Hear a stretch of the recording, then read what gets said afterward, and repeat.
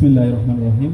আমরা শুরুতেই আল্লাহর কাছে দোয়া করছি, আল্লাহ তাআলা শহীদ ফেলানীকে জান্নাতুল ফেরদৌসের মেহমানের সাথে কবুল করে। আল্লাহুম্মা আমিন।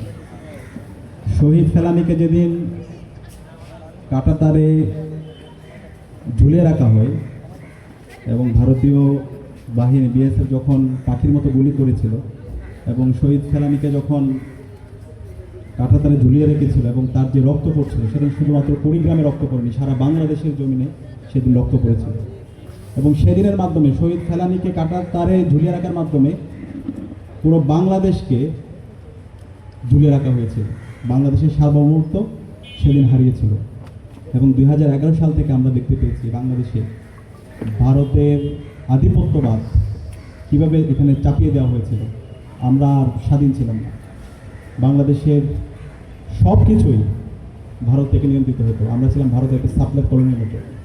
এখানকার আমাদের সংস্কৃতিকে ধ্বংস করে দেওয়া হয়েছে, আমাদের এখানকার রাজনৈতিক যে সংস্কৃতি সেটাকে ধ্বংস করে দেওয়া হয়েছে, আমাদের অর্থ ব্যবস্থাকে ধ্বংস করে দেওয়া হয়েছে, আমাদের শিক্ষা ব্যবস্থাকে ধ্বংস করে দেওয়া হয়েছে। বাংলাদেশ আর বাংলাদেশের মধ্যে ছিল না। বাংলাদেশে যে ফেসিস্ট হাসিনা ছিল সে ছিল একটা পুতুল এবং ভারত থেকেই সব কিছু এখানে পরিচালিত হতো। আমাদের সকল প্রতিষ্ঠানগুলোকে একদম ভেঙে চুরমার করে দেওয়া হয়েছিল। বিশ্ববিদ্যালয়ের প্রতিটি হল এক একটা কনসেন্ট্রেশন ক্যাম্প তৈরি হয়েছিল এবং এই কনসেন্ট্রেশন ক্যাম্পগুলো সে দিল্লি থেকে পরিচালিত হতো। তো গত 16 বছরে যে আজাদির লড়াই, যে সংগ্রাম, সেই সংগ্রামের আমাদের শহীদ ফেলানী ছিল আমাদের একটা অনুপ্রেরণার বাতিঘর। শহীদ ফেলানীর আজকে গর্বিত বাবা এবং মা আছে, তারা গত 16 বছর জুড়ে ফেলানীর বিচারের দাবিতে এবং আধিপত্যবাদের বিরুদ্ধে, আগ্রাসনের বিরুদ্ধে তারা প্রতিরোধ জারি রেখেছেন। তারা চাইলে এই ভারতীয় আধিপত্যবাদ এবং এই ফেসিস্টদের সাথে বিভিন্নভাবে তারা নেগোশিয়েট করতে পারতেন, বিভিন্ন প্রস্তাব ছিল।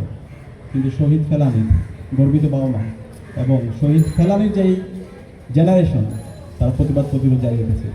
আজকে যে জুলাই বিপ্লব হয়েছে, এই জুলাই বিপ্লবের লিগাসি কিন্তু শহীদ ফেলানীদের হাত ধরে তৈরি।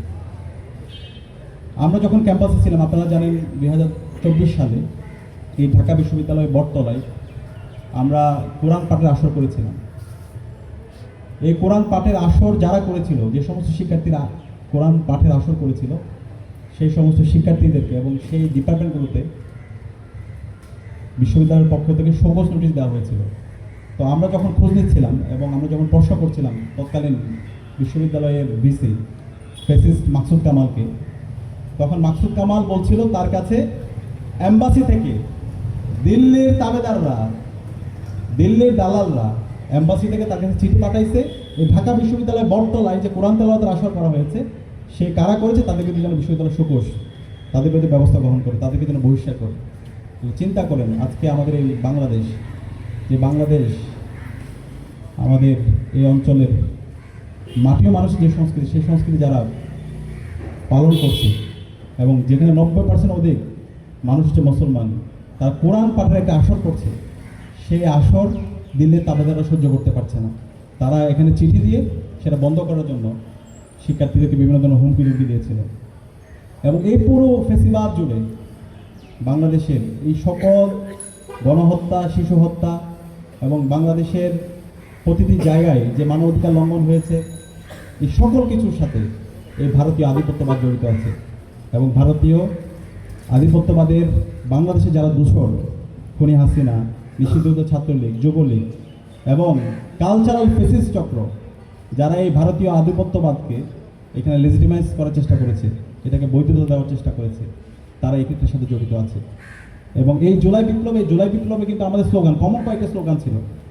সেই স্লোগানের মধ্যে অন্যতম একটা স্লোগান হচ্ছে দিল্লি না ঢাকা, ঢাকা ঢাকা, গোলামি না আজাদি, আজাদি আজাদি, ভারত না বাংলাদেশ, বাংলাদেশ বাংলাদেশ। তো এই যে আজাদির লড়াই, সেই লড়াই আমরা আমাদের এই জুলাই বিপ্লবের মাধ্যমে আমরা একদম পূর্ণাঙ্গ আমাদের লড়াইটা আমরা শুরু করেছি। এবং এই জুলাই বিপ্লবের মাধ্যমে আমাদের শহীদদের আত্মত্যাগের মাধ্যমে আজকে আমরা ফেসিবাদ মুক্ত নতুন বাংলাদেশ পেয়েছি। এবং এই নতুন বাংলাদেশে আজকে আমরা ভারতীয় আধিপত্যবাদ থেকে মুক্ত পেয়েছি।